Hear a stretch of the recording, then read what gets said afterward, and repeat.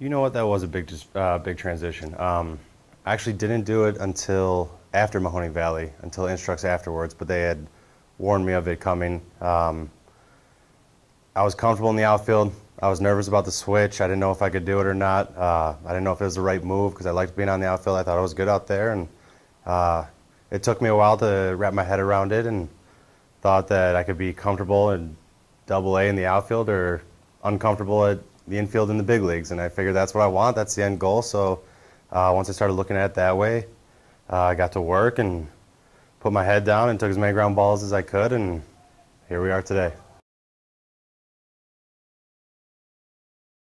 And that's actually why I say to a bunch of people now, a bunch of the parents who are wanting their kids to only play baseball, that's not a good thing. You want your kid to play as many sports as you can because it might help them in the one sport.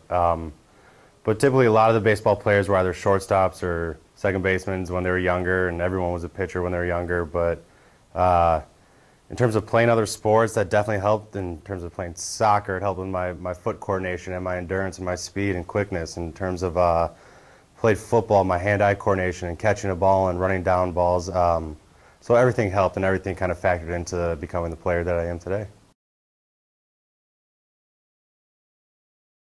I do. I still got a lot of memories from Mahoney Valley. I remember my first game. I remember my first hit. I started on the DL, so it took me a time to get to that first game, and I was super excited because it would be my first professional at bat. I actually still to this day stay in touch with my host family from Mahoney Valley, the Sarcos. I still talk to them all.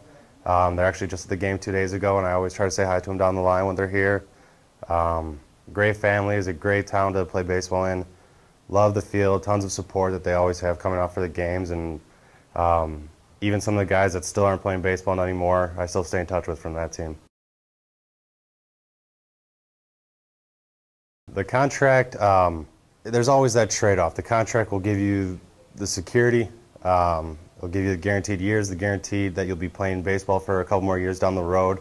And that meant a lot to me, to be able to free my mind, give me a peace of mind to go out and play, free from injury, free from anything else, that no matter what happens, I can still have a job the next day.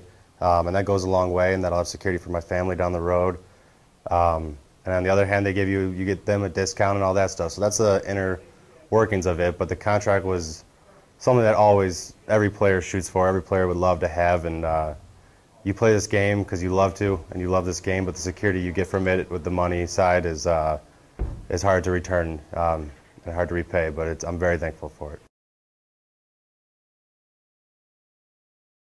I don't know. You get that competitive fire, like I said, from playing all these different sports. I would go to this real competitive sports camp when I was younger. I would be the youngest of four, so I always had two older brothers and a sister who played sports. I'd be competing up against their ages and against them, and you always want to be the best, and if you're going to do something, you might as well be the best at it. So that's maybe comes from within, but I know there's a lot of guys that have that in there, and it might take a coach or a parent to bring it out of them, but I think that kind of attitude can go a long way.